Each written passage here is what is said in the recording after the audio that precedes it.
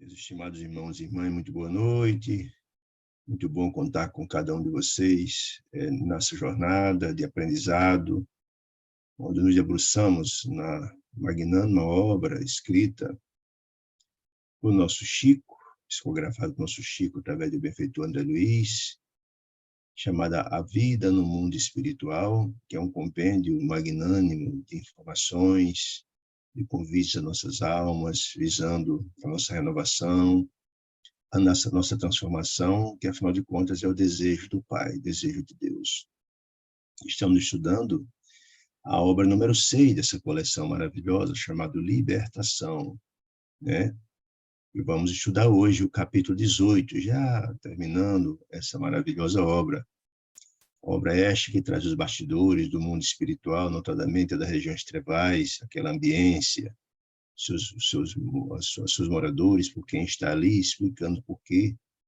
E tem como fulcro, como objetivo, digamos assim, a libertação, o nome obra já diz isso, de duas criaturas, uma desencarnada, que trata-se de Gregório, um homem importante, um juiz, um sacerdote daquela região de trevas e dores, através da intercessão de sua mãezinha, Matilde, espírito iluminado, e também de Margarida, essa encarnada, vivendo uma obsessão dramática, terrível, dolorosa, de mais de 50 entidades, proporcionada pela intercessão, ou melhor dizendo, pelo patrocínio de Gregório. E essa missão maravilhosa vem se delineando no todo o planejar desde o começo da obra e toda a estratégia de como a luz funciona, sempre muito criterioso, sempre muito planejado, de sorte que haja êxito nessa operação.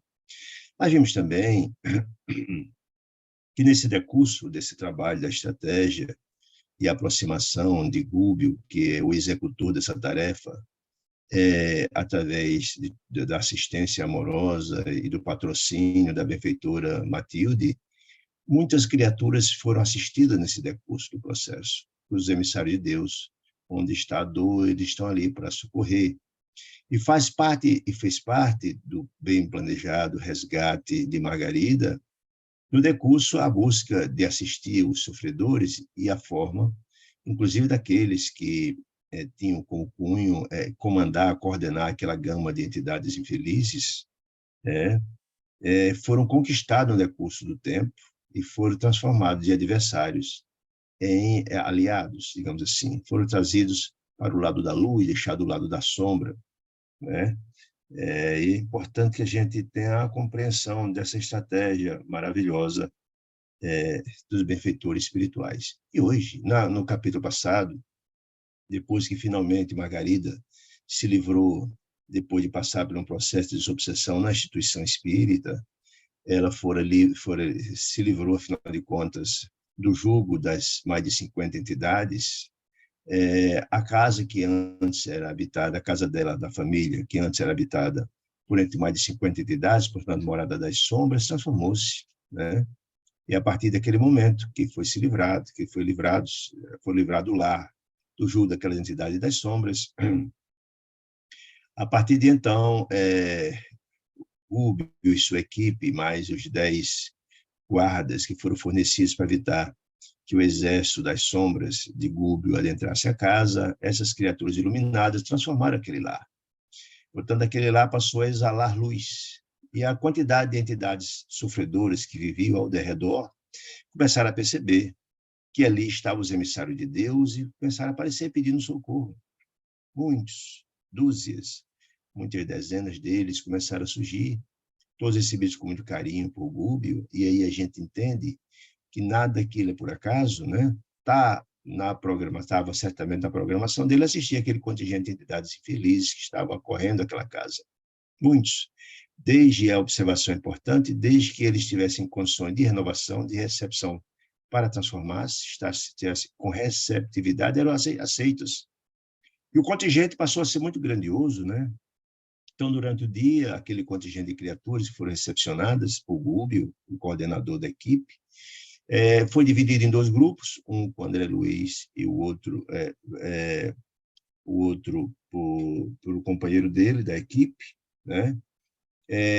Dividindo aquele contingente para recepcioná-los com muito carinho e amor. E André Luiz fala que ele e Eloy, que é o outro companheiro da equipe, a estratégia é que, como era impossível vir cada um a miúde, pessoal, até a noite, porque a noite fora prometida para o Gúbio, o momento da assistência, o momento que seria rogado aos céus o envio das bênçãos suficiente para assistir aquele grupo de criaturas, a estratégia de André Luiz é que cada um pudesse fazer uma espécie de catarse, aqueles que passaram por dramas maiores, contar suas desditas, seus sofrimentos, porque dizer que a dor maior socorre a dor menor. É muito interessante isso, né? Que a gente acha que está com o nosso problema, o pior do mundo, mas quando a gente vê o dos outros, vê que o nosso nada significa diante disso. Não foi, a estratégia foi essa, para que à noite, o momento importante, através da oração, que é a conexão com o alto, pudesse ser rogado por Gúbio assistência àquele contingente imenso de sofredores. Então, é assim, essa síntese rápida, que vamos começar no capítulo de 8, e a capítulo chama-se Palavras de Benfeitora.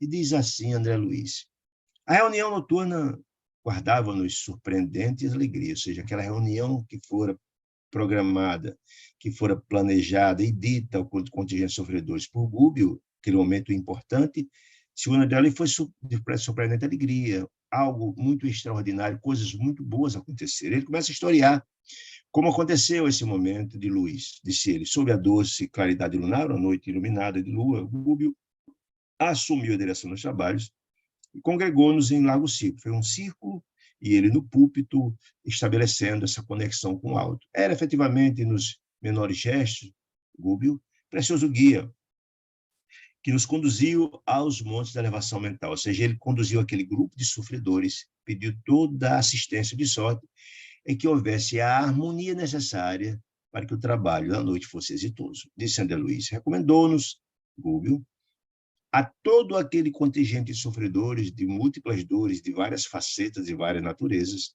o esquecimento dos velhos erros. Por quê? Nós sabemos, meus queridos irmãos, que para que o trabalho da assistência dos benfeitores espirituais seja exitoso, é necessário que haja uma preparação. Lembremos que quando nos sentamos para receber um passe, por exemplo, um passe espiritual, o passe que é uma transfusão de energia. As entidades venerandas, através do passista, encaminham energias que vão restaurar a saúde daquele que está recebendo o passe. Mas, para isso, é necessário que haja receptividade do passista, de que vai receber o passe. Por isso que pede para entrar em oração, para criar as condições para que aquelas bênçãos advindas das entidades espirituais chegue e haja o benefício necessário. Portanto, o que eles recomendou-nos, o esquecimento dos velhos erros. Se estiver ali todo mundo pensando nos seus erros, na sua dor, nas suas angústias, não cria receptividade. É preciso esquecer esses problemas, criar as condições de receptividade para as bênçãos e para as energias sublimes que iriam derramar sobre ele, né? Esquecendo dos erros. E aconselhou também Gúbio a atitude interior de sublimada esperança. Ou seja, é aquela velha história, se eu vou na busca de socorro espiritual, se eu não crio as condições de receptividade, se eu não tenho fé, não acredito que possa melhorar, as possibilidades de melhora serão diminutas, né? Muito difíceis. É moderada essa atitude interior, é moderada de pleno otimismo, renovador, ou seja, o desejo, a vontade de renovar-se e transformar-se é a vontade de ser assistido. A fim de quê? Qual é o objetivo? De que as nossas energias mais nobres fossem ali exteriorizadas, ou seja, as condições de receptividade das energias sublimes que seriam jorradas sobre aqueles irmãos através dos benfeitores espirituais. Ou seja, e ali, Gúbio preparou o ambiente para criar as condições de receptividade, porque viria um momento, ele iria rogar aos céus socorro àquele contingente de criaturas, e se não houvesse receptividade, alguns deles não seriam beneficiados, os que não acreditassem ou criassem as condições. Mais ou menos aquela história de você estar com um problema grave, vai ao médico, o médico receita, você não toma remédio, não vai surtir efeito, né? Esclareceu, portanto, o Gúbio que, no caso de socorro que estava sendo estabelecido, quando orientado esse socorro nos princípios evangélicos, como assim, do amor, da paz, da caridade, da fraternidade, da benevolência, urgência e perdão, qual sucedera ao caso Margarida, que estava sendo concluído depois de um longo trabalho fortalecido, mas todo baseado nos ensinos do Evangelho, do amor e tal, como aconteceu com Margarida, um caso como esse é sempre suscetível de comunicar alívio, olha que informação interessante, alívio e iluminação a muita gente. Olha que coisa de informação interessante. Como assim? Lembra que desde o começo da estratégia de trabalho que fora levado a cabo pelo planejamento de Matilde, mas executada por Gubbio, várias criaturas foram beneficiadas. Esse é o assistência, o trabalho de assistência baseado nos princípios evangélicos de amor. Como assim? Lembra de Saldanha? Que era exatamente ele o coordenador daquele contingente de mais de 50 malfeitores que estavam ali obsidiando a Porta da Margarida? Ele fora conquistado por Gubbio, no momento que assistiu a toda a sua família que passava dores lancinantes, cruéis, e ele exatamente na assistência de Gubbio à sua família, o filho, esposa, nora, etc., ele foi trazido, foi conquistado para a luz. Do mesmo jeito que Leôncio. Leôncio era aquele magnetizador que magnetizava o tempo todo, 24 horas, o espírito de Margarida, e ele também, que fazia um mal imenso a Margarida, fora também pela assistência que foi dado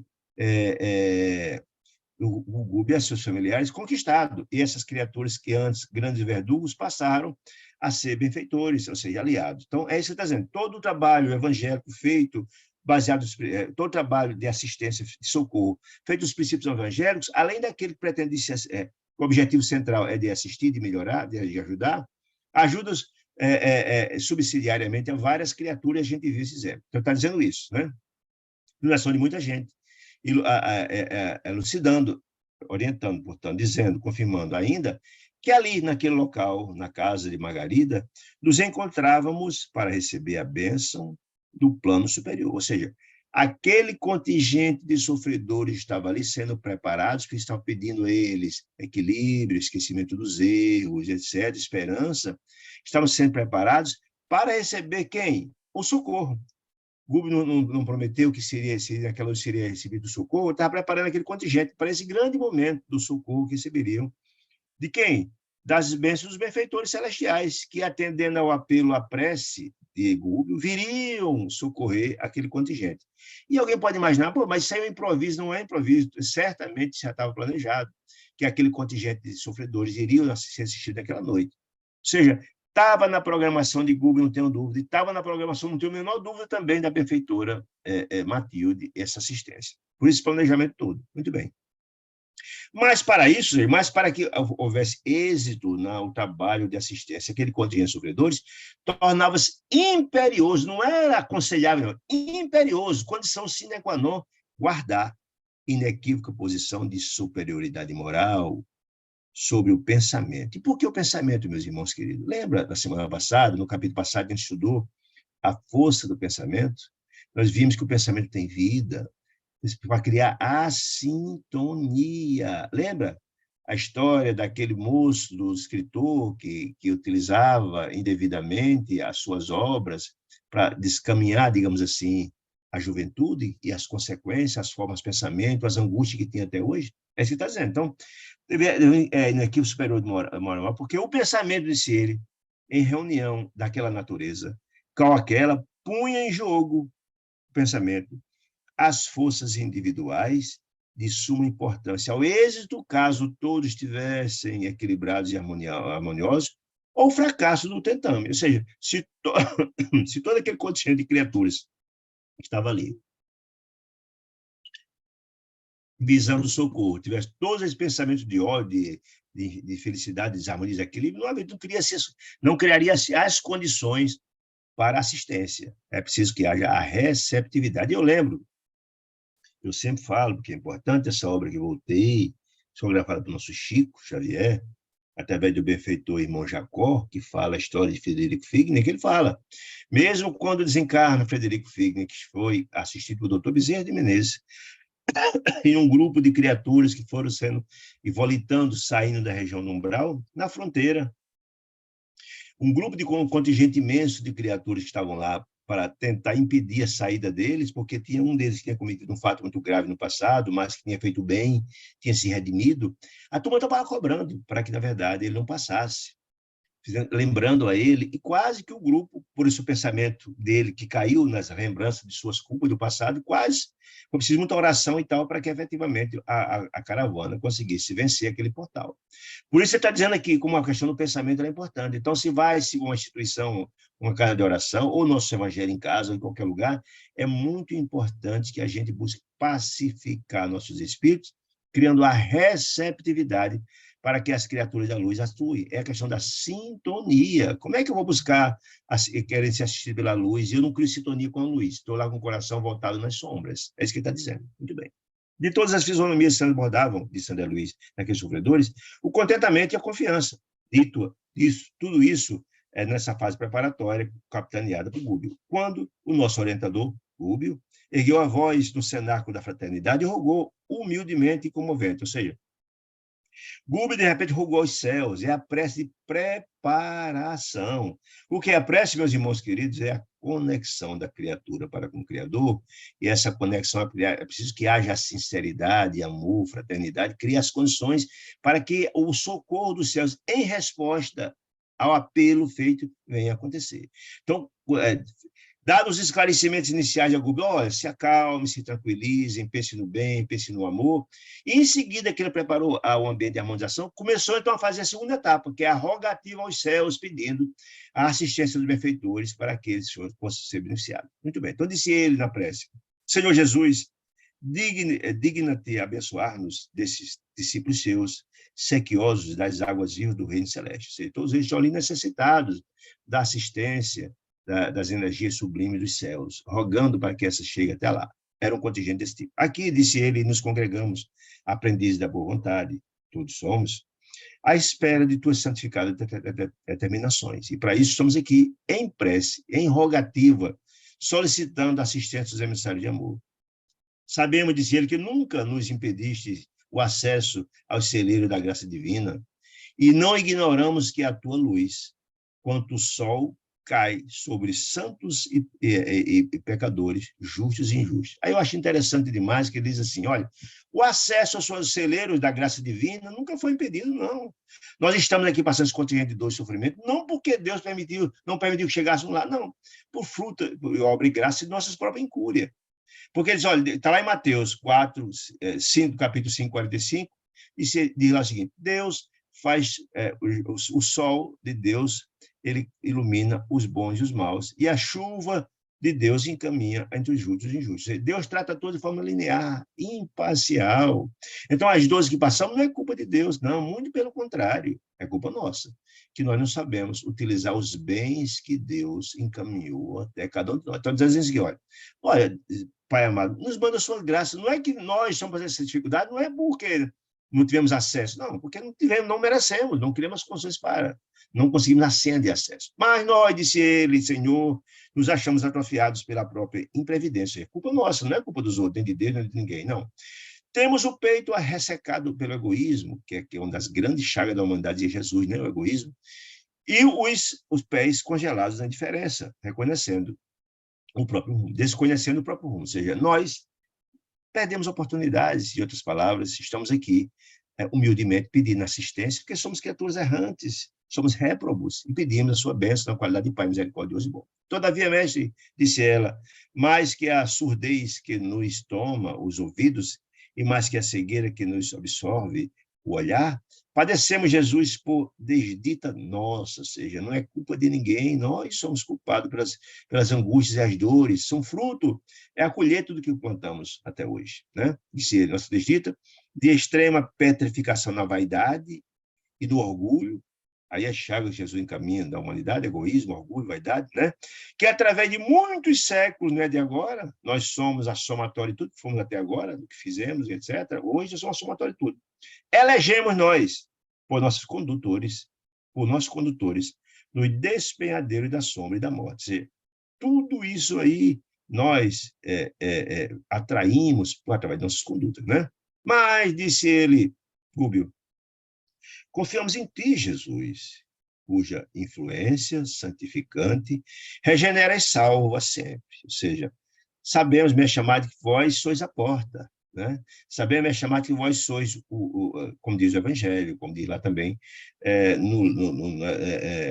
como diz lá no Livro dos Espíritos, vós sois o guia e o modelo da humanidade. Portanto, vós sois a nossa ligação com o Pai, né? Poderoso amigo, disse ele, rogando a Jesus, tu que abres o seio da terra pela vontade do Supremo Pai de Deus, portanto, usa a lava camburante, ou seja, incandescente, para libertar os gases, liberta-nos também, Senhor, o espírito dos velhos cárceres do eu, nossos defeitos, nosso coração endurecido, nossos olhos, nossos sentimentos, limpa a nossa alma, fortalece-nos. Essa é a rogativa, pedindo assistência a Deus em favor daquelas criaturas. Ainda que é para isso, bem chamados, sejamos compelidos a passar pelo vulcão do sofrimento. Claro, se na verdade não há nenhuma mudança que seja indolor, se eu plantei tantas dores, é justo, como diz Jesus, temos que pagar até o último centavo. Não tem como ser diferente. Nós devemos, sim, reparar os erros que cometemos. E o processo de renovação é difícil, é duro, e não é indolor de jeito nenhum. O processo é assim, né? É assim, é por aí. Então, ele roga isso, tem que passar pelo vulcão do sofrimento. Não nos relegueis, meu chamado, aos princípios do passado, não. Deixamos os erros do passado para o passado, queremos olhar para frente com esperança. Descerra-nos o futuro com esperança, de luz, que afinal de contas somos filhos de Deus. Em outras palavras, quer dizer, somos filhos de Deus. São filhos, meu chamado, estamos recorrendo a ti. Pai amoroso e bom, socorro. E inclina-nos, Pai amado, Jesus amado, a alma, a atmosfera da bondade, mostra-nos o caminho. O caminho estava posto, mas eu peguei os atalhos, caí no abismo, em outras palavras. Dentro de extensa noite, disse ele, se tudo é prece dele, que improvisamos para nós mesmos, né? A noite podia ser um dia iluminado, mas buscamos a noite. Pelo abuso dos benefícios que nos emprestar, sim, que nós nada temos, meus amados irmãos. Nós somos meros usufrutuários das bênçãos celestiais. E um dia teremos que prestar conta. Os recursos que estão ao nosso redor, a saúde, a inteligência, teremos que prestar conta quando voltarmos para casa. Somos meros usufrutuários, se usamos mal. Esse é e suas responsabilidades pelo mau uso, né? Disse ele.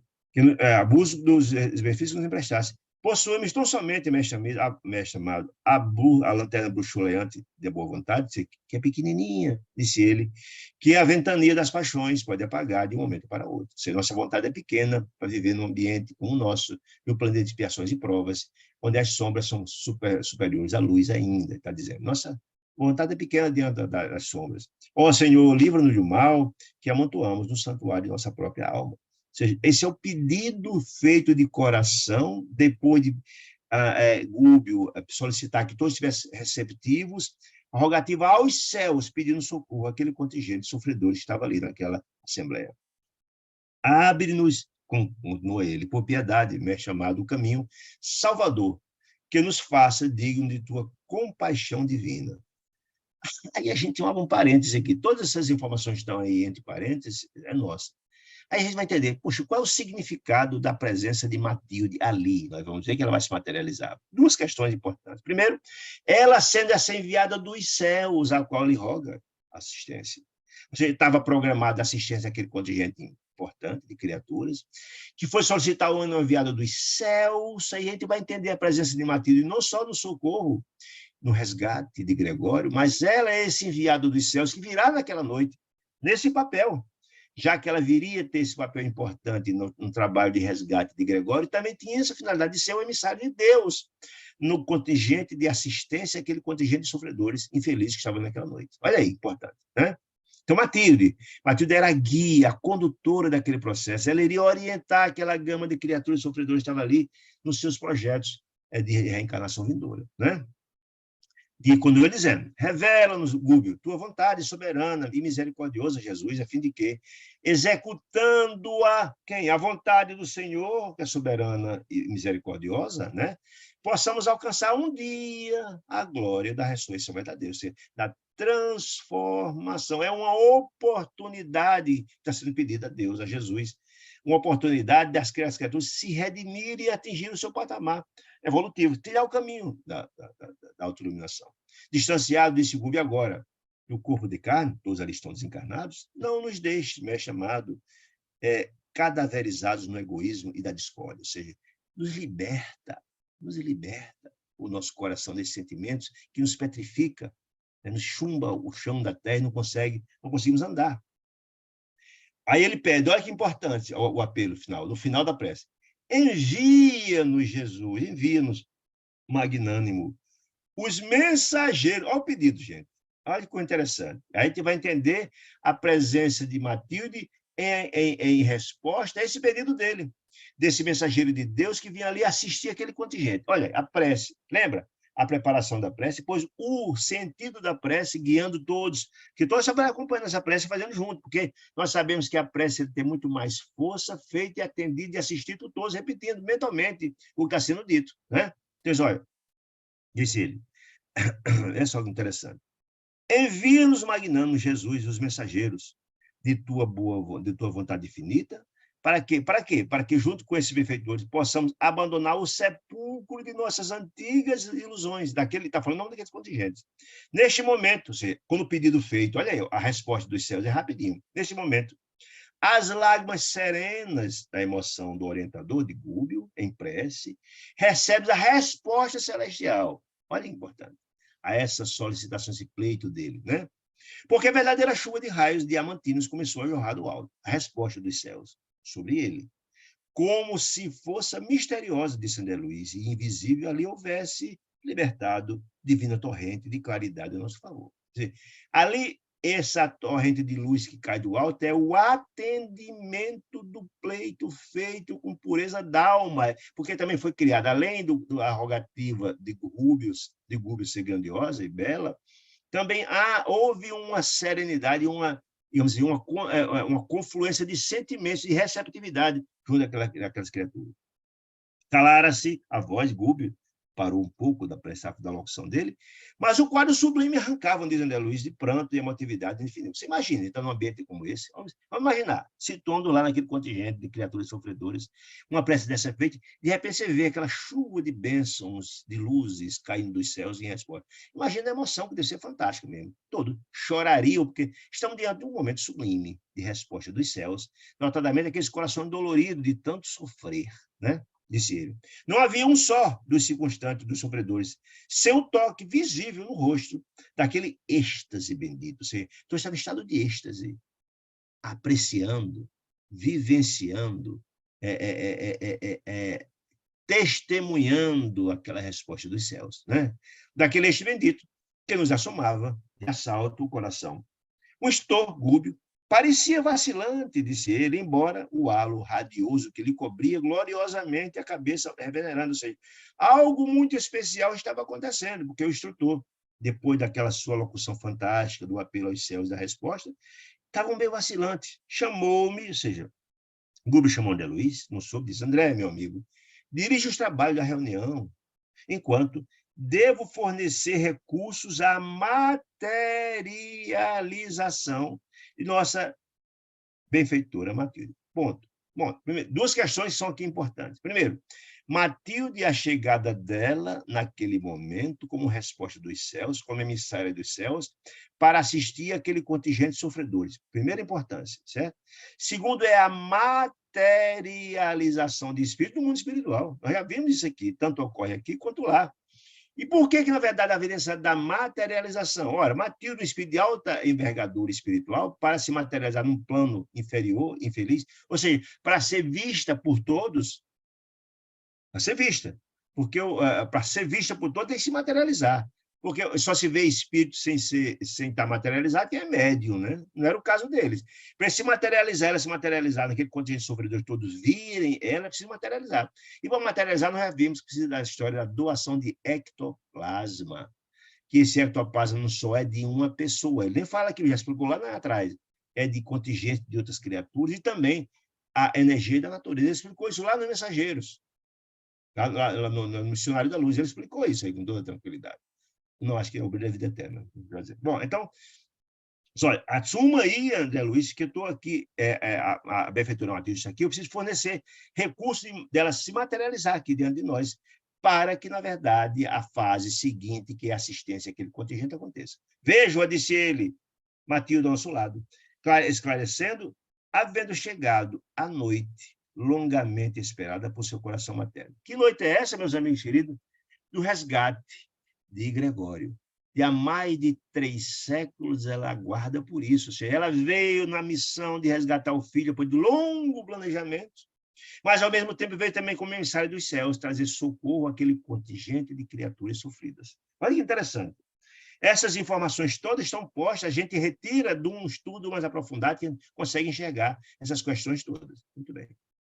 Diz ela, antes do reencontro com Gregório, que é o ponto fulcral, é o ponto grande objetivo da obra, e que ela arquitetou, e pensou, e planejou, tendo, na verdade, Gubbio como executor, mas ela e a equipe da frente, ó, antes do reencontro com Gregório, que será no dia seguinte, já que era o último dia da assistência, né? Em companhia de bem-aventuradas entidades que assistem, da equipe dela. Olha que interessante. Veja, ninguém faz um planejamento, um projeto dessa envergadura, de resgate de uma criatura como Gregório e também de Margarida, só. Não. Gubbio é um mero executor, e mesmo sendo uma equipe de alta envergadura espiritual, que era Margarida, ela tem toda uma equipe que dá suporte. E certamente recebe orientações e apoio do amigo espiritual dela. A gente entende isso, há uma congregação, há uma interligação das criaturas, do mais alto até mais baixo, né? Então, enquanto ela encontra com Gregório, em companhia de suas bem-aventuradas entidades, e que assiste a equipe dela, pretende visitar-nos, quem? Aquele contingente de criaturas infelizes, não só para assisti-los, mas também para orientar a equipe de Gubbio na questão do resgate de Gregório. Olha que interessante. De maneira tangível, encorajando quantos aqui, aqueles doentes sofredores, se encontram, se candidatam ao serviço preparatório de ingresso nos ciclos superiores. Ou seja, ali estavam ele precisando, aquele contingente de criaturas, precisando de um planejamento. Estavam ali precisando de instruções, visando um êxito da reencarnação vindoura, todo um planejamento, todo um estímulo, esclarecimentos, né? Aí André Luiz disse, eu tremi perante a ordem mas não hesitei. Ou seja, de repente, o pediu que ela assumisse aquela assembleia, o evento, né? Tomei o lugar, disse ele, sem detência, enquanto que o sábio mentor, Gubbio, se encolhia nos locais em profunda meditação para fornecer o ectoplasma para a materialização de nossa amiga, da benfeitora Matilde. Reparamos em silêncio que a luz brilhante e doce passou a se irradiar do peito de quem?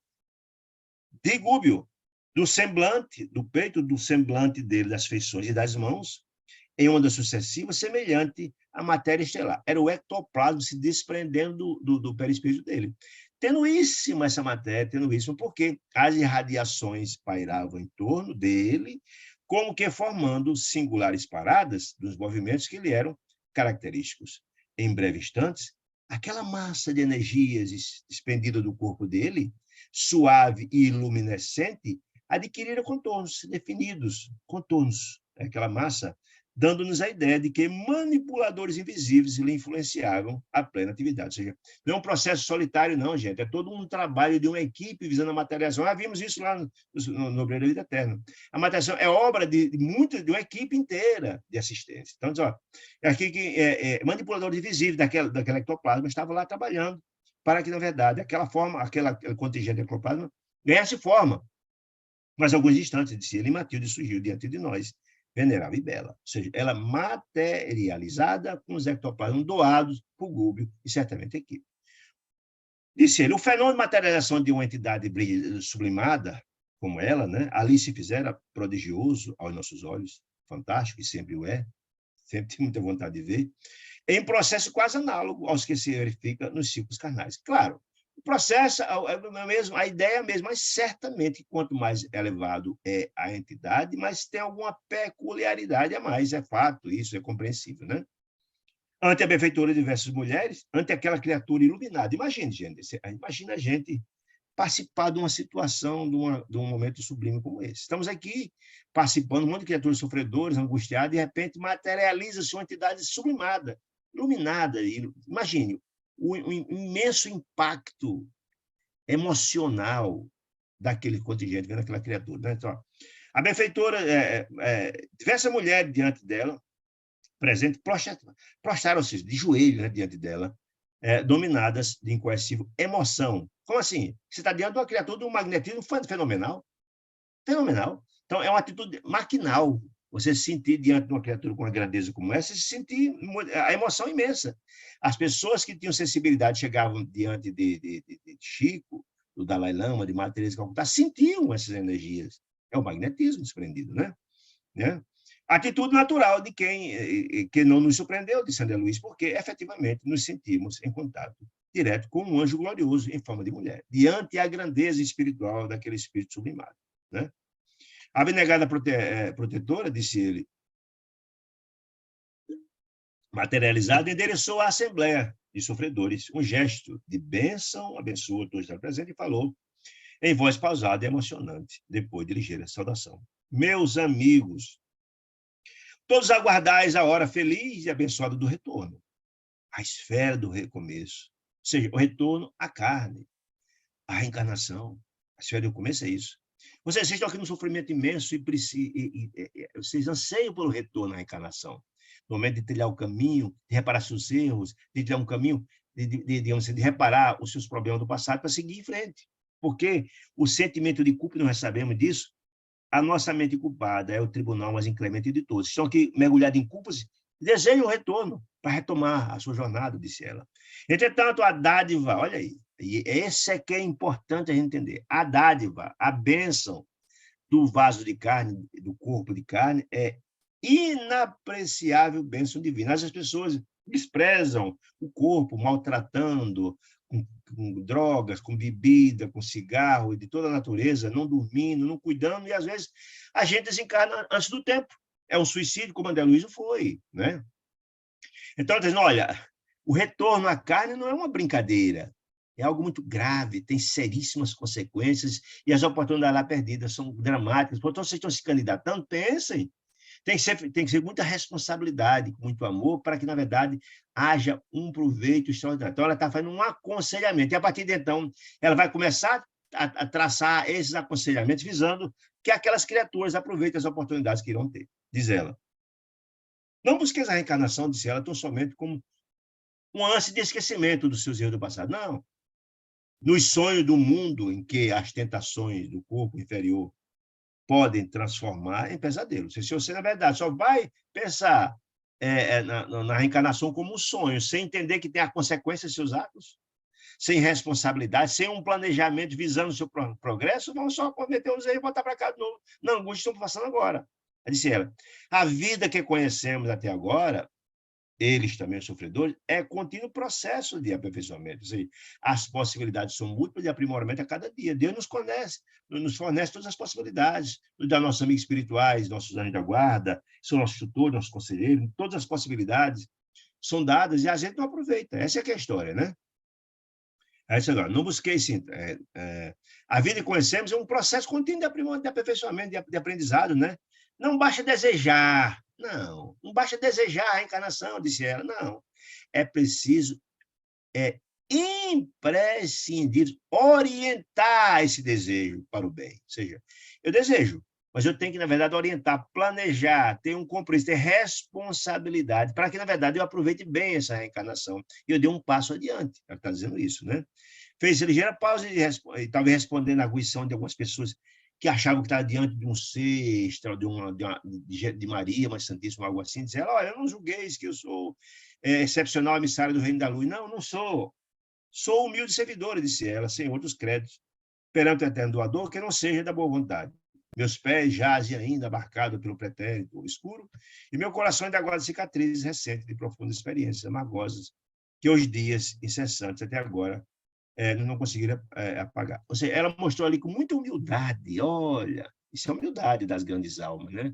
E aí tem um segundo ponto importante nessa história toda, que é uma questão, atitude motivacional. Ela está dizendo assim, olha, eu já fui igual a vocês. É isso, olha, vocês podem ser algo igual a mim ou muito mais.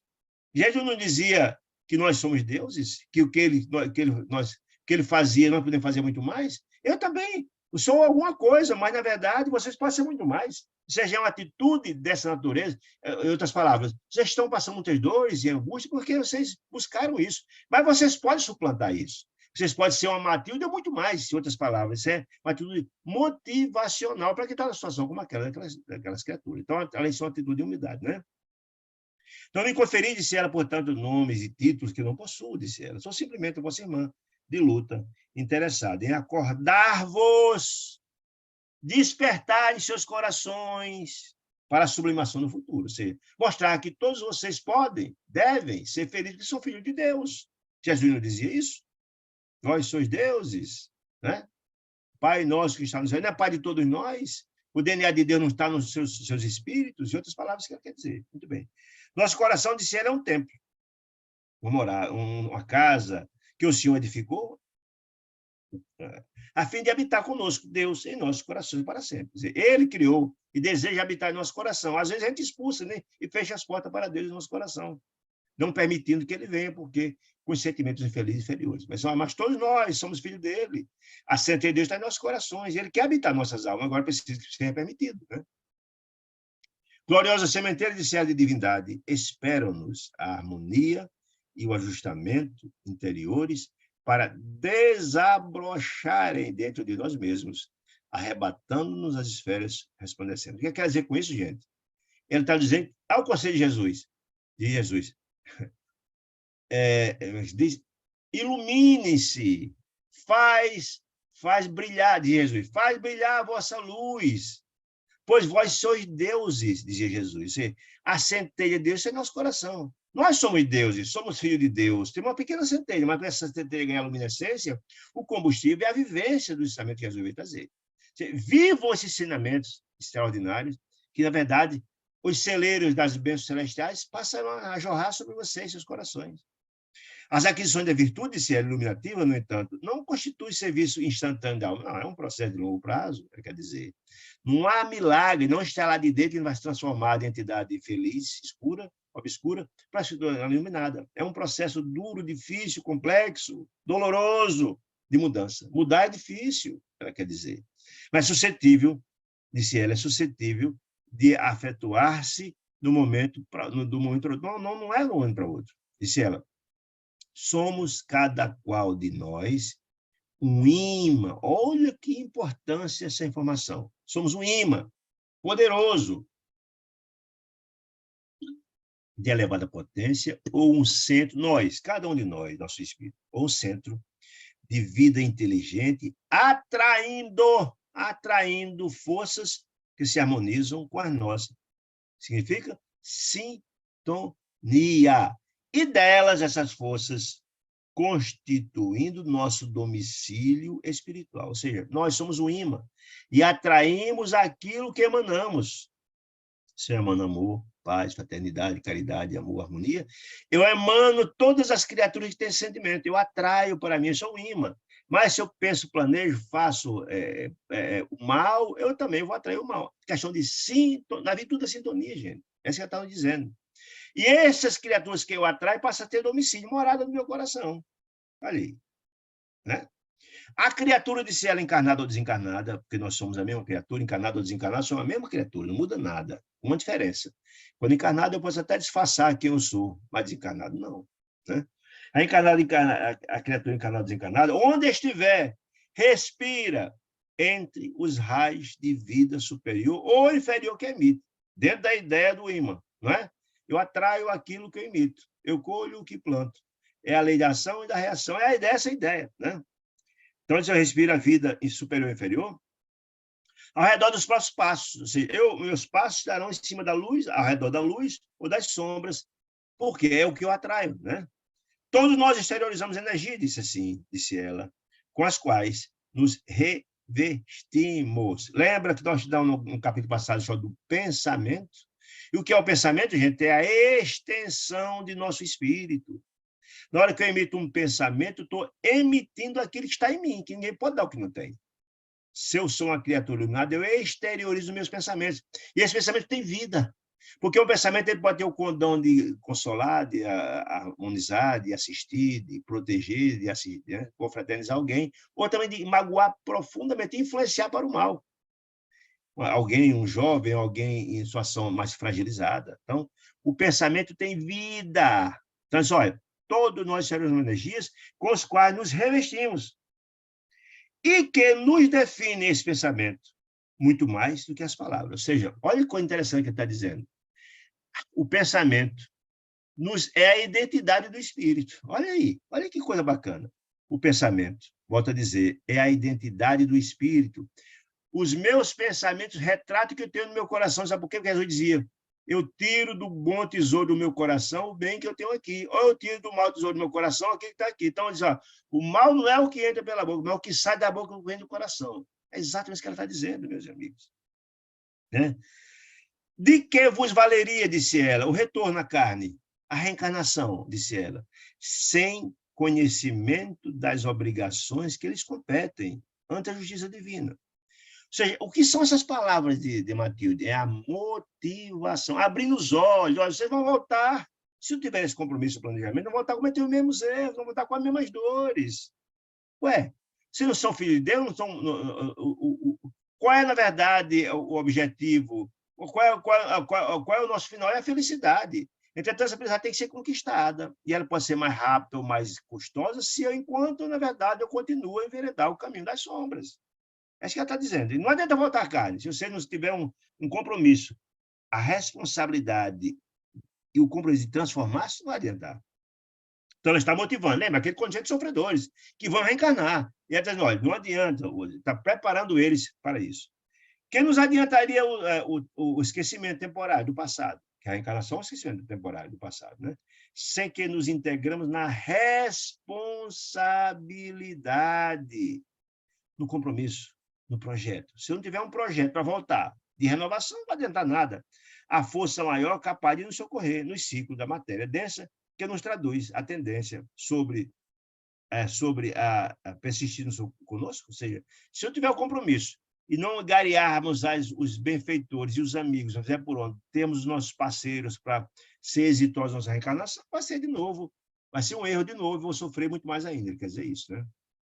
Quando ela, orientando aquele contingente de sofredores, veja, ela está ali, volta a dizer, aconselhando um conjunto de criaturas de profundos sofredores, estimulando-os a renovar-se, a transformar-se. Não é possível a gente ser feliz sem buscar o caminho da luz, em outras palavras.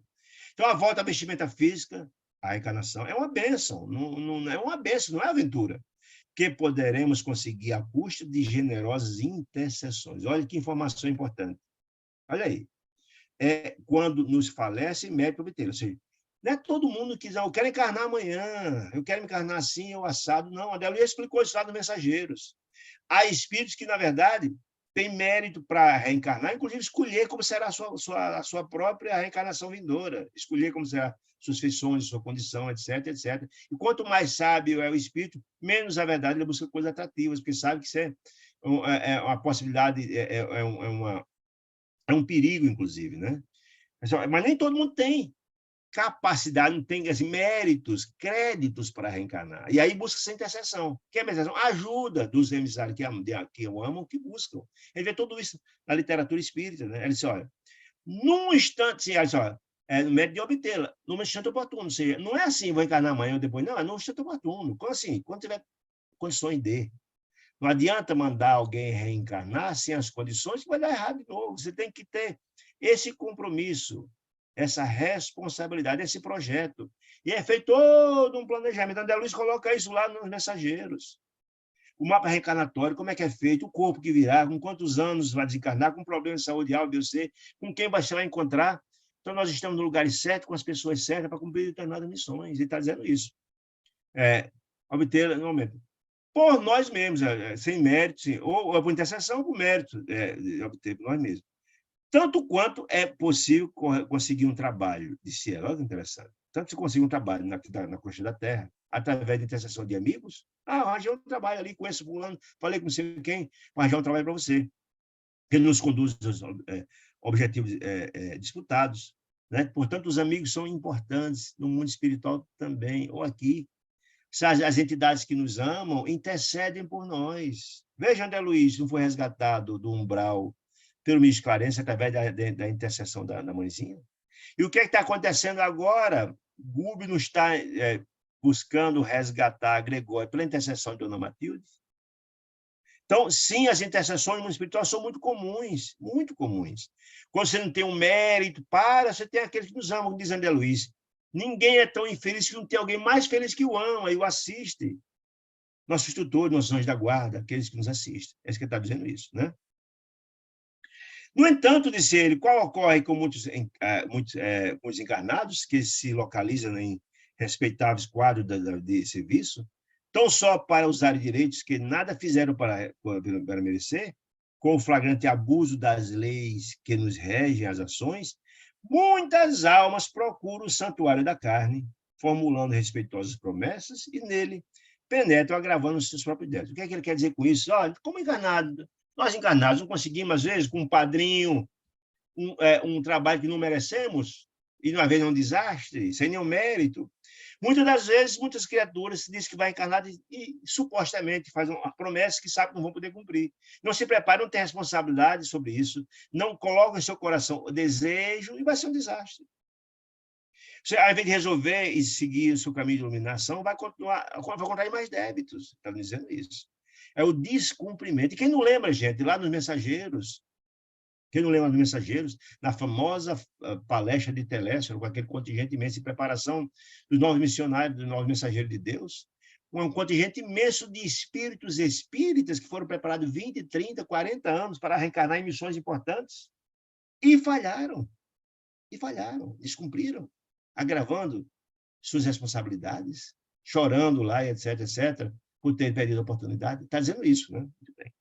Tímidas, levianas e inconsequentes aproveitam o estágio bendito na região da neblina, que é a reencarnação na Terra, para repetirem as mesmas faltas de outra época, com absoluta perda de tempo, que é patrimônio do Senhor. O tempo é algo muito importante. O tempo, se bem aproveitado, é maravilhoso, mas se na verdade, não é aproveitado, Ave Maria, tempo que não volta. Deus nos dá uma possibilidade extraordinária, quando não é aproveitado, é sua responsabilidade, né? Então, os tímidos, levianos e inconsequentes pede a reencarnação como se fosse uma viagem de férias. E aí complicam-se, né? Em vez de resolver os problemas, agravam-se mais, tem mais endividados. Neste momento, dentro de breve instante, que cumprimentou a locução, Matilde estendeu as mãos, estendeu raios sobre aquele grupo de sofredores, trazendo benefícios, né? Rogai, disse ela, rogai no regresso, rogai a reencarnação, na encarnação no propósito de desfazer os sinais desagradáveis que vos marcam a veste espiritual. Em outras palavras, estão pedindo para voltar para a reencarnação, para resolver os problemas que suas consciências culpadas estabelecem, culpas e remorsos graves do passado. Contudo, vocês estão querendo voltar para ter as angústias são seus corações, seus peitos. Já armazenaram o suficiente força? Já se renovaram, fizeram suas reformas íntimas, fizeram um projeto, assumiram o compromisso para esquecer os males, perdoar os que foram causados a vocês na Terra, quando encarnado? Reconheceis os vossos erros que cometeram, já se arrependeram, assumiram o compromisso de retificação, o ponto de aceitar a necessária retificação, ou seja, a reencarnação de vocês pelos erros cometidos será duríssima. Vocês estão preparados para essa empreitada? Essa é a pergunta dela. Fortalecestes o ânimo, a coragem, a fim de examinar as necessidades que vos são peculiares, sem aflições alucinatórias? Você já tem a compreensão da extensão das responsabilidades que vão assumir, diante das provações que virão e não são fáceis? Aprendeste a servir com Jesus, ou seja, significa servir com Jesus. Aprendeste a colocar a sua vida a serviço do próximo, baseado nos ensinamentos do Evangelho de Jesus, estabeleceu? Isso é servir com Jesus. É a vivência do Evangelho de Jesus. Até o sacrifício pessoal, na cruz da incompreensão humana, anulando na própria alma as zonas viciadas de sintonia com os poderes das trevas. Ou seja, já entenderam isso, que, na verdade, a vida é um ato de servir ao próximo? Servir o próximo é a caridade, fazer o bem sem importar quem. Isso pressupõe renúncia, pressupõe dificuldades, é abrir mão do seu conforto para ajudar quem precisa. Vocês estão dispostos a? Porque o que nos redime e nos transforma é a vivência da caridade. O que é a caridade? É o amor em movimento. Vocês estão dispostos a? Essa é a pergunta dela, né? E aqui, André Luiz, parece que a região da neblina significa reencarnação. Já auxiliaste os companheiros do caminho evolutivo e salvador com a intensidade e a eficiência que vos justificam rogativa de colaboração? Em outras palavras, Vocês estão pedindo algo muito importante, mas estão fazendo alguma coisa para merecer isso. Lá no Pai Nosso, um dia assim, Pai, perdoa nossas ofensas, assim como nós perdoamos quem nos tem ofendido. Como é que você quer o perdão de Deus se você não perdoa os outros? É a mesma coisa que está dizendo. Vocês querem o benefício de renovação, mas vocês estão ajudando os outros a renovar? Olha aí. O que é que ela está querendo dizer com aquele condições sofredores? Vocês estão querendo voltar à carne, mas vocês têm um planejamento, tem responsabilidade, tem compreensão da magnitude dessa missão? Se prepararam? Porque se não se prepararem, não vai adiantar nada. Vão cometer os mesmos erros. Ou seja, ela está ali estimulando-os, está ali mostrando eles que não tiveram esses cuidados. Ela está fazendo esse trabalho de emissário de Deus, aconselhando-os, abrindo os olhos, tocando as almas daquelas criaturas. Que boas obras já efetuaste vocês, a fim de que de rogar de vossos recursos ao céu. Sei que crédito tem vocês. Vocês têm como, na verdade, pedir um crédito, não tem com quem pagar, em outras palavras. Mas você vai no banco, você vai pedir um crédito, você tem que ter o lastro, né? Para pagar, é mais ou menos isso. Vocês não pedindo a Deus a oportunidade, mas vocês vão aproveitá-las bem? Ao crédito que Deus está conseguindo dos bancos celestiais? Com quem centrais? Com quem contais você para vencer as experiências do povo vindouro? Vocês têm amigos espirituais, vocês beneficiaram outros? Quem tem que entender isso, gente? Quem são as intercessões daqueles que nos amam, não é não? Por que, na verdade, Gregório está sendo buscado 300 anos? Porque tem uma mãe que o ama, está intercedendo por ele. Vocês têm alguém que vocês beneficiaram, que ajudaram, etc., que pode pedir por vocês? Que só cometeu mal às criaturas, não vai ter ninguém que peça por você. Não sei se o amigo anjo da guarda está dizendo isso, né? É isso que está dizendo. Com quem contais para vencer as experiências por vindouras? Os tutores. Quem são os seus tutores? Né? Acreditais, porventura, que o lavrador recolherá sem plantar?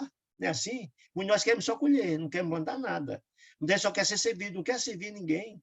E o processo de renovação e da prática da caridade pressupõe servir, fazer o bem, sem importar quem, como dizia Jesus. Essa é a expressão da caridade, né? Mas nós queremos plantar colher sem plantar, não tem como, não tem fruto a ser colhido, né? Armazenaste bastante serenidade e entendimento no coração, de modo que não vos intoxicastes amanhã, no plano físico, com o bombardeio sutil dos raios pardos da cólera, da inveja e do ciúme nefasto. Você preparasse o seu coração para a empreitada? Ou seja, você guardaste mantimentos para a viagem? Guardaste mantimento para a viagem de autoiluminação? Permaneceis convencidos de que ninguém, absolutamente ninguém, disse ela, nenhum de vocês, nenhum de nós, se aquecerá ao sol divino, sem abrir o próprio coração às correntes de luz eterna. Vocês têm que ter receptividade. Essa é a história. Nos diz o ministro Clarencio, no livro que vamos estudar o próximo, Entre a Terra e o Céu, que o amor de Deus desce a fluxo dos resplandecentes celestiais incessantemente, incessantemente.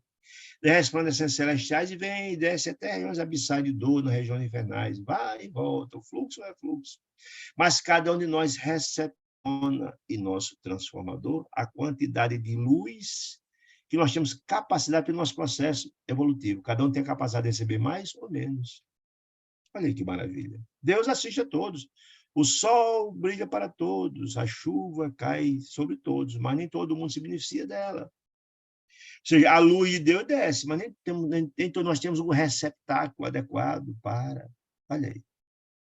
É isso que ela está dizendo, né?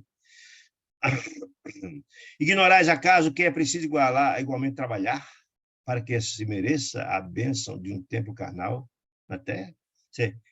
É preciso ter o crédito, trabalhar. O que significa trabalhar? Renovar-se, fazer o bem ao próximo. Isso é a condição sine qua non. Para você ter o tempo de carne, merecer reencarnar e ter algum êxito. Né? Preparar-se para a viagem. É ter exatamente ter os provimentos para a viagem. Né? Que amigos beneficiastes para pedir a ternura e o sacrifício da paternidade e da maternidade do mundo em vosso favor. Já pensaram nisso, gente?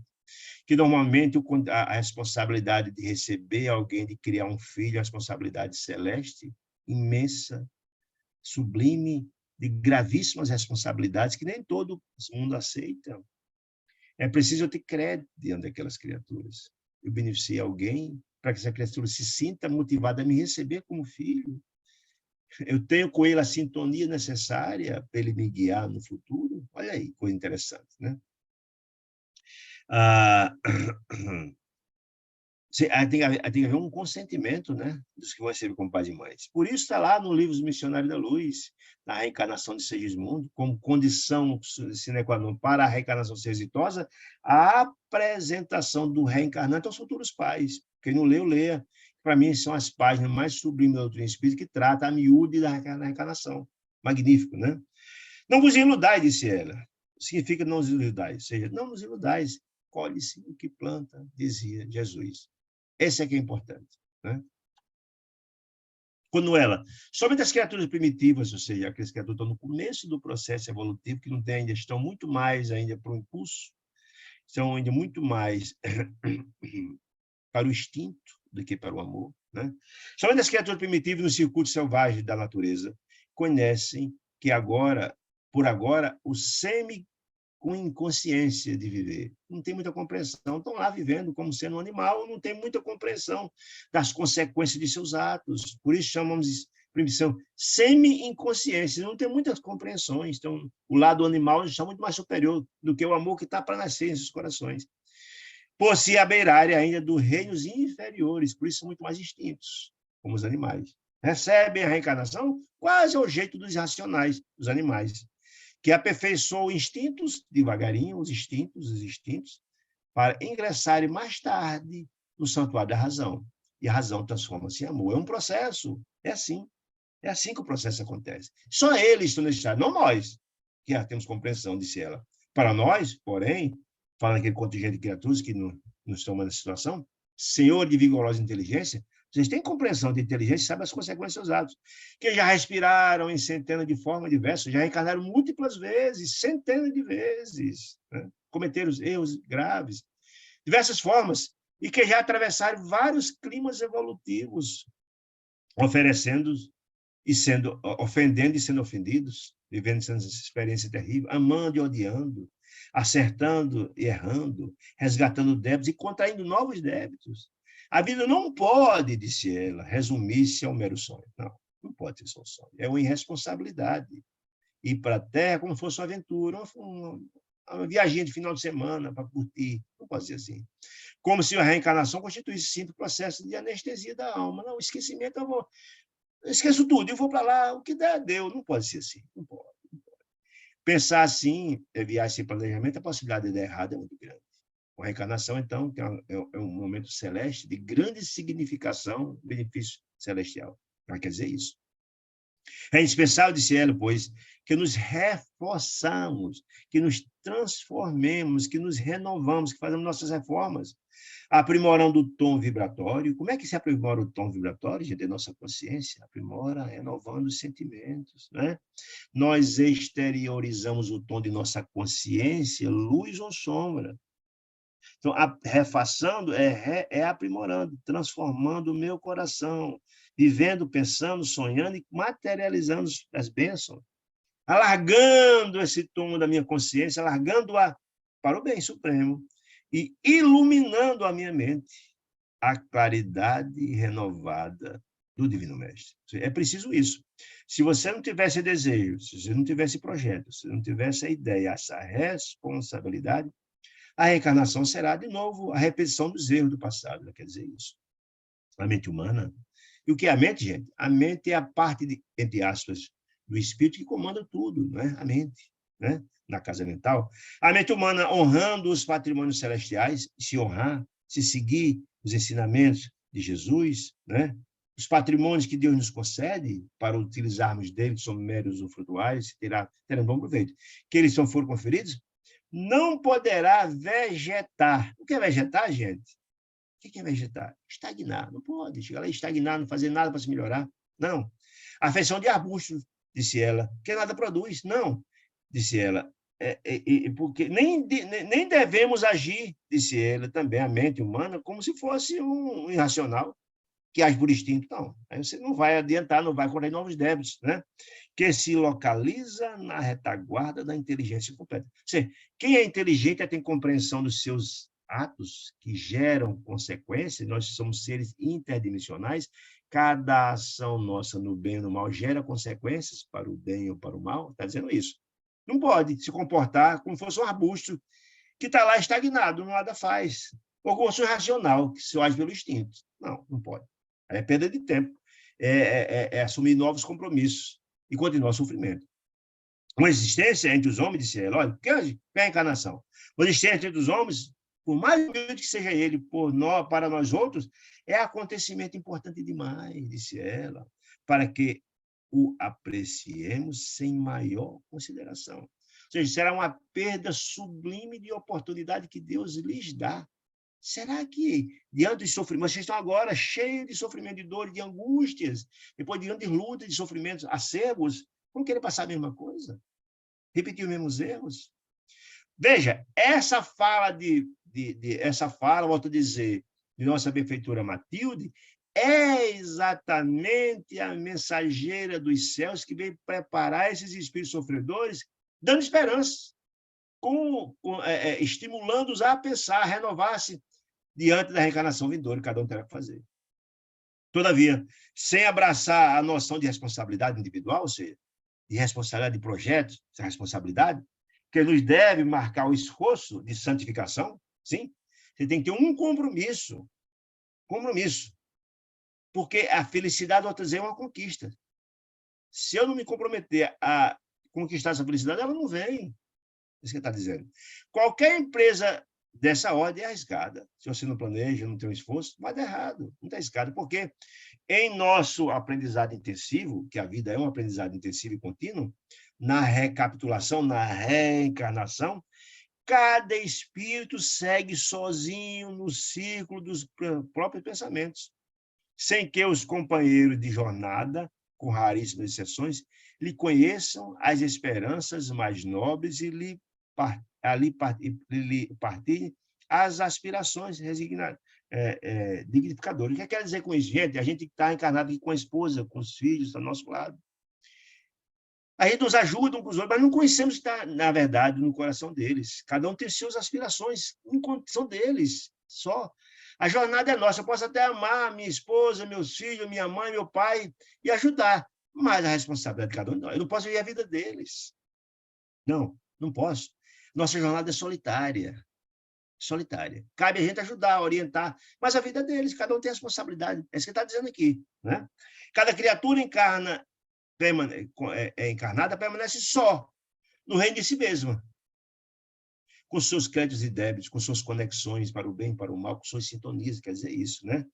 E faz-se indispensável, não é indispensável, muita fé em Deus e suficiente coragem, ou seja, responsabilidade para marcharmos vitoriosamente, seguimos em frente na busca da luz, sob o invisível madeiro redentor que nos aperfeiçoa a vida, até o calvário da suprema ressurreição. Significa isso, amigo querido? O madeiro redentor, invisível, todos nós temos nossas cruzes, todos nós temos nossas responsabilidades, todos nós temos nossos compromissos, né?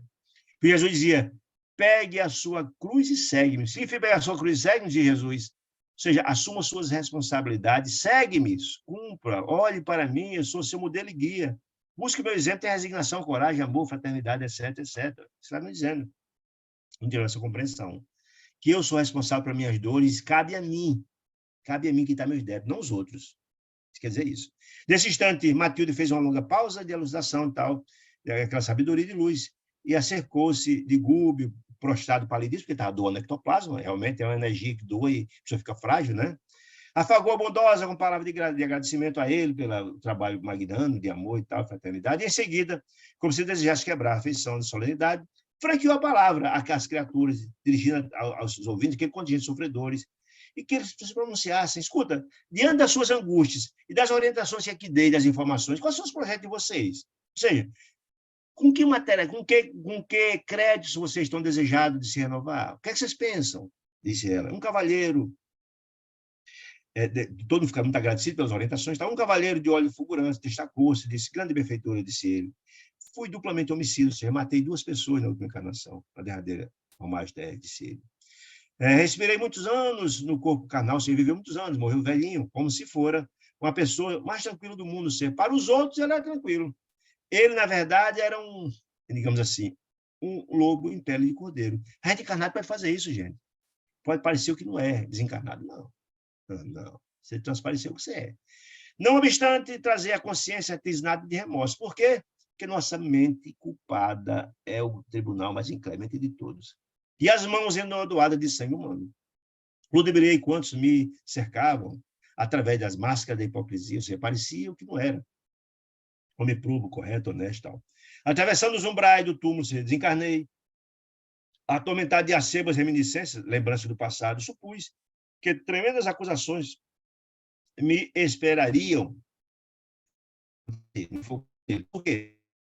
Semelhante expectativa aliviava-me, de algum modo, porque o criminoso, perseguido pelo remorso, que ele sabe das suas culpas, encontra verdadeiro socorro nas humilhações que o espezinhavam. Quando você enfrenta as humilhações, não, eu mereço, eu mereço, porque eu tenho consciência que fiz errado. Isso até faz bem para a sua renovação. Eu mereço ser desprezado, eu mereço estar passando a dificuldade que estou passando. Se eu passei uma vida cometendo graves desatinos com minha saúde, estou doente na velhice, é natural, é justo, está dizendo isso, né? Contudo, não encontrei senão desprezo, disse ele, com o aviltamento de mim mesmo. Minhas vítimas distanciaram de mim, desculparam-me, esqueceram-me. Nem sempre é assim, né? Você faz um mal e o cara está lá esperando para obsidiar, etc. Mas o dele não. Não. Ninguém veio atrás de mim, esqueceram, me desculparam, inclusive. Vejo-me, todavia, acicatado por forças punitivas que nunca poderei descrever a gravidade e a angústia delas com as minúcias desejáveis. Não, por mais que eu tente, eu não conseguirei dizer os males das acusações feitas à minha própria mente.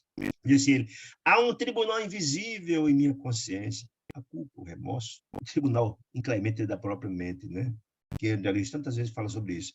E debalde tento fugir, ou seja, e tento buscar fugir desses sítios em que me humilhei, mas as obrigações de respeito ao próximo, mas que eu tento e não consigo fugir, disse ele. Abafado o soluço, rematou.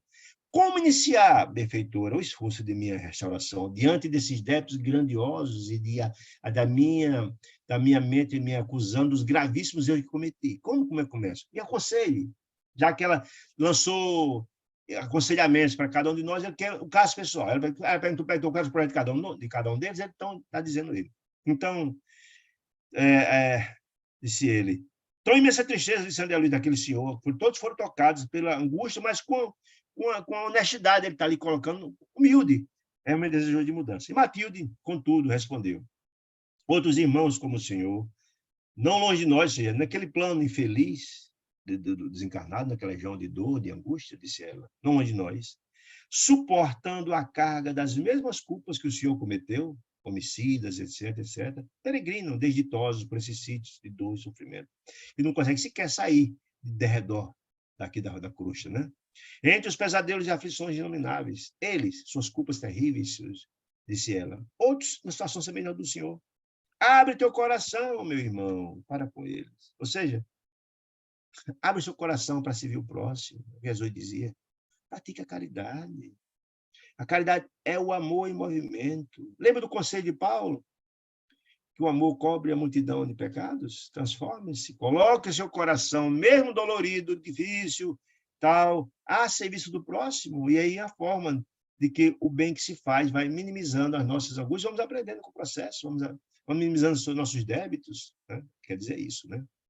Começará ajudando-os, aqueles sofredores, a enxergar a cena regenerativa, mostrar que, na verdade, a vida é diferente, mostrando a semente de Jesus, mostrando a importância de fazer o bem, mostrando a eles que o mundo só é sombra, não existe a luz.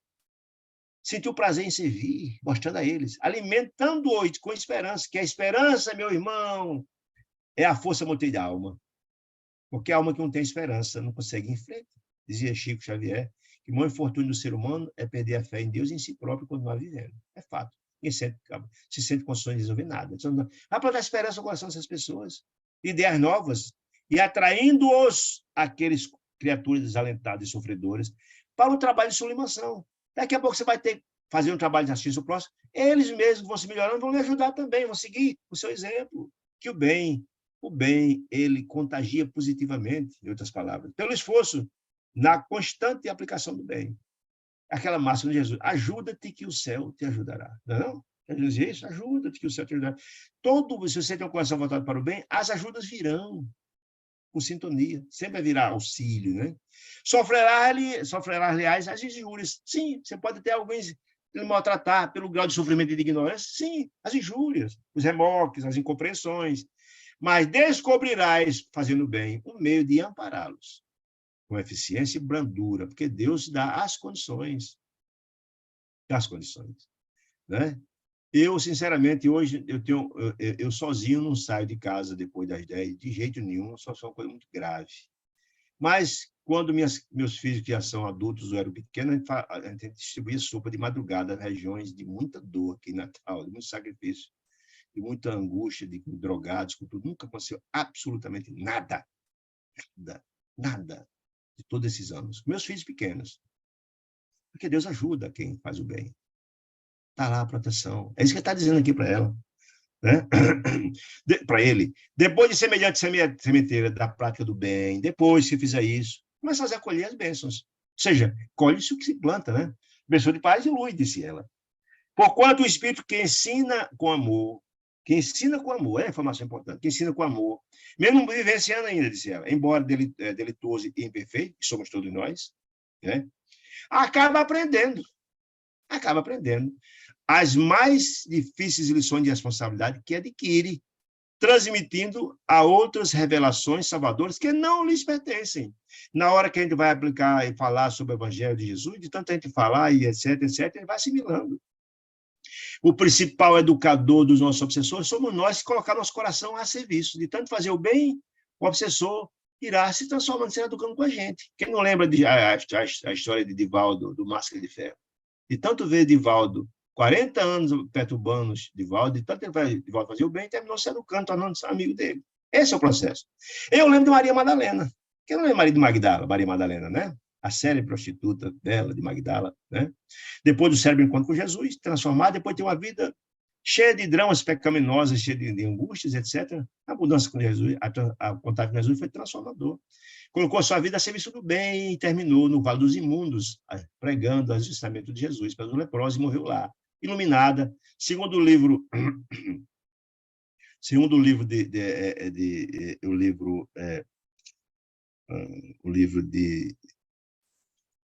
como é que é, meu Deus? O livro de... Agora esqueci o nome, daqui a pouco eu lembro. Jesus recebeu a Madalena quando ela desencarnou pessoalmente, mesmo como ela se sublimou. É um livro, meu Deus do céu. Daqui a pouco eu me lembro sim. De Humberto de Campos, um livro de Humberto de Campos, e daqui a pouco eu lembro, de Humberto de Campos. Jesus recebeu pessoalmente Maria Madalena, não obstante ter tido uma vida errática. Por quê? O amor cobre a multidão de pecados. E o encontro com Jesus foi fundamental para a transformação dela. Ela passou, então, a partir dali, praticar o bem. É esse mesmo conselho que Mateus está dando para aquele irmão querido. Né? Muito bem. Realizado esse serviço, disse ela, nobilitante, retomarás, então, mais tarde, você está se preparando para reencarnar, está dizendo. Essa é uma condição sine qua non de sua preparação, você tem o crédito para a reencarnação exitosa. Mais tarde, disse ela, tomarás, então, mais tarde, o corpo físico, recapitulando os ensinamentos que você disse lá para os outros, que vergaste na mente, interessado em renovar. Aquele ensinamento que você falou para os outros foi assimilado por você, foi assimilado gradativamente. Você vai utilizar todo esse crédito que você fez no trabalho para você mesmo se renovar. Vai ter uma reencarnação exitosa, está dizendo isso, né? Reencontrarás daí em diante 1000 motivos de cólera violenta quando reencarna. Por quê? A reencarnação é no planeta de expiações e provas. E as dores que eu cometi estão lá no nosso porão. Lembra do chão do porão? Nossas culpas estão lá. E as culpas é um ponto de inflexão para as criaturas infelizes tentar nos obsidiar. Nossas culpas, nossos remorsos. Haverá de ter muito equilíbrio, está dizendo, ó. Reencontrará daí em diante 1000 motivos de cólera violenta que você fora no passado. E a tentação de eliminar adversários, como ele matou 2 no passado, né? Prostrando-se o golpe mortal. Visitar-te-á com frequência o coração. São as tentações. São nossos calcanhares de Aquiles. Por isso, os médios de prova, que eu já falei outra hora, que cometeram graves erros, muitos deles falham, porque os seus erros estão lá no seu porão. E as entidades que não desejam o êxito dele estão lá tentando ele o tempo todo para cometer os mesmos erros. Já vimos que a turma que trilha o caminho da luz, as das trevas, faz de tudo para que eles caiam, que não desejam que ninguém se ilumine, para poder escravizar. Né? Se souberes, porém, e sobretudo, se quiseres vencer os próprios impulsos destrutivos, quanto te encontras em plena e abençoada luta na esfera de recomeço, na reencarnação, plantando o amor, a paz, a luz, e aperfeiçoando, né, ao redor de seus pés, nesses pés, plantando a boa semente, é isso que ele quer dizer, plantando a boa semente, então terá demonstrado o aproveitamento real e efetivo das dádivat recebidas. Ou seja, qual é a dádiva recebida? Da reencarnação. Você virá a colheita dadivosa. Você preparou o terreno e plantou a boa semente, vai ter a colheita. Se você cuida daquela semente estabelecida. Né? Então, a dádiva recebida. Revelar-te-ás preparado para maior ascensão. Ou seja, esse é o roteiro. Ela disse a ele o roteiro que ele tem que ter. Ela não perguntou a ela? É só, meu filho, faça isso, isso, isso, isso, isso. Olhe para o Evangelho de Jesus. Coloque sua vida a serviço desta causa. Pegue sua cruz e segue, como dizia Jesus. Esse é o roteiro. Ele está dizendo que ele não está preparado para reencarnar ali. Para ele reencarnar exitosamente, é preciso praticar esse plano, esse projeto e ver esse roteiro. Antes que a emissária pudesse imprimir um novo brilho, uma senhora chorosa de mulher recolheu de Nova Orleans, grande, essa senhora, grande mensageira, como é que está a hora aqui? Eita! Grande mensageira, disse ela, confesso que minhas faltas, né, disse ela, e peço um roteiro, peça também um roteiro, me ajude, disse ela. É só, enquanto encarnado, nunca fui punida pelos excessos que cometi, no abuso do meu sentido, ou seja, ela abusou. Teve um lar que não honrei, um esposo que esqueci, os filhos que me afastei, tudo em busca do gozo, dos prazeres da juventude. Né? Disse ela, abandonou a família, o filho, etc, etc. Meu transviamento moral, disse ela, não foi reconhecido pela comunidade que vivi. Não, o povo não sabia, mas eu vivi essa história. Né? Eu tenho a consciência culpada, mas a mente apodreceu a máscara que me ocultava, disse ela. Aos olhos que eu passei a experimentar pavoroso pena de mim mesmo, o remorso da sua conduta quando desencarnou. Né? O que farei para retornar em paz? O que fazer? Ela disse a mesma coisa. Matilda fitou, disse, olha, milhares de seres despojados da roupa de carne, desencarnada, excertora nas zonas próximas, com o guante cruel das paixões, algemadas e vigilantes, passando situação semelhante à sua. Disse ele, um conselho do mesmo jeito. Poderás acentuar o seu reajustamento de suas energias, dedicando-te aos ciclos próximos, a essas criaturas infelizes, ao levantamento dos sofredores de boa vontade, como esquecimento de ti próprio, ou seja, a renúncia, arrebatarás muitos espíritos cadaverizados no abuso, aos pontos da dor, etc. Ou seja, pratica a caridade, em outras palavras, né? Plantarás na mente dessas criaturas, deles, novos princípios de novas luzes, consolando, transformando o caminho de harmonia divina, reconquistando, por sua vez, o direito de regresso, de reencarnar, se fizer tudo isso, ao campo bendito da carne, disse ela. Reconduzido, então, à abençoada escola da vida, que a Terra é uma grande escola, né? Receberás, talvez, a prova terrível da beleza física. Eu quero mostrar isso que é importante. A criatura que falhou por ter utilizado o corpo indevidamente, etc., etc., virá com uma prova terrível. Algumas pessoas acham que a prova da beleza física é sim, não, é uma tentação imensa. Mas, a prova terrível da beleza física, vir com a beleza estonteante, isso é uma prova imensa. Você cair na sua prova. A fim de que, com contato com as tentações provenientes dessa beleza física, da própria natureza inferior, te retempere o aço do caráter. Se você tiver essa prova difícil e conseguir vencer as tentações, você retemperou seu caráter, seu espírito. Né? Se conseguiste manter fidelidade superior ao amor santificante, disse ela. Minha filha, essa é a lei, disse ela. Essa é a lei universal, não tem outra. É uma lei para todos, disse ela. Para que nos regamos com segurança depois da queda, que foi o caso dela, ao precipício, é imprescindível auxiliar quando se projetaram também no mesmo abismo, consolidando ante as dores alheias a noção de responsabilidade que nos deve presidir as ações futuras, né? De modo que a reencarnação não se converta em novo mergulho do egoísmo. Em outras palavras, renove-se, faça sua reforma, prepare-se para a viagem, prepare as provisões da viagem, do contrário, ela será inexitosa, né? A prefeitura imprimiu ligeira interrupção da fala, olhou para a Assembleia e concluiu. E que nenhum de nós admita o acesso fácil, e que nem o acesso fácil aos tesouros eternos. Não, não existe isso, gente.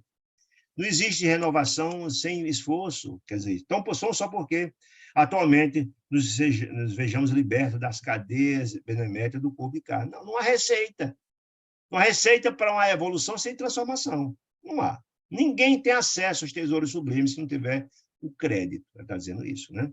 O Senhor criou leis imperecíveis e perfeitas para que não alcancemos o reino da luz, divina luz, ao sabor do acaso. O acaso não existe. Ou você tem mérito ou não tem. Não existe essa história.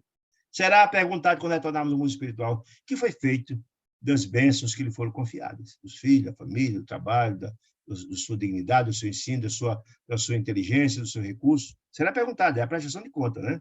O espírito algum trairá de ser os imperativos sábios do esforço e do tempo, das novas sublimes. Ou seja, todo esse caminho de sublimação é suor e lágrima. Não existe outro caminho, é esse, não tenha dúvida, né? É a história de pegar a cruz e seguir como diz Jesus. E terminando, disse ela, quem pretende a colheita, quem deseja colher de felicidade no século vindouro, ou seja, quem quer ser feliz futuramente, comece agora a plantar, meu amigo, a sementeira de amor. Não tem como. E paz. Ou seja, dizia Jesus que o plantio, a semeadura é livre, mas a colheita é obrigatória. Significa o quê? A gente colhe o que planta. É a lei da ação e da reação. Não tem outro caminho, né? Nesse momento, entregou-se Matilde a maior parada, enquanto parecia meditar, em prece dela, terminando aquela fala e aquele aconselhamento àquela coletividade de sofredores, seu toque iluminando, nasciam espontâneas e brilhantes ondas sucessivas de maravilhosa luz. Afinal de contas, ela era a emissária dos céus que vinham trazer alívio e aconselhamento àquele contingente sofredor imenso, visando a reencarnação ou os projetos de reencarnação vindouras para serem exitosos. Que beleza, né? Uma fala extraordinária que serve para cada um de nós, gente. A gente entender. Eu gosto muito daquela orientação de Paulo, as cartas de Paulo, que dizia, olha, as cartas que vai para a igreja de Laodicense devem ser lidas nas outras igrejas também. Que as cartas espirituais não são para uma pessoa, para a humanidade, são ensinamentos sublimes que servem para todos nós.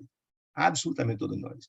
Portanto, meus amados irmãos, aqui a gente conclui esse capítulo com tantos ensinamentos bonitos na fala sábia de Matilde, e que possamos guardar em nossos corações, estimulando nossos corações para seguir a nossa jornada, né? Isso que é importante. Que esse é o caráter da doutrina espírita, convidar no despertar da alma humana, né? Se houver alguma dúvida, alguma pergunta, possamos aqui, se soubermos, responder com muito carinho, se não, agradecer demais a companhia amorosa de cada um de vocês, convidando-nos a quarta-feira estarmos juntos novamente. Fique com Deus, muita paz, uma semana, muita paz e luz.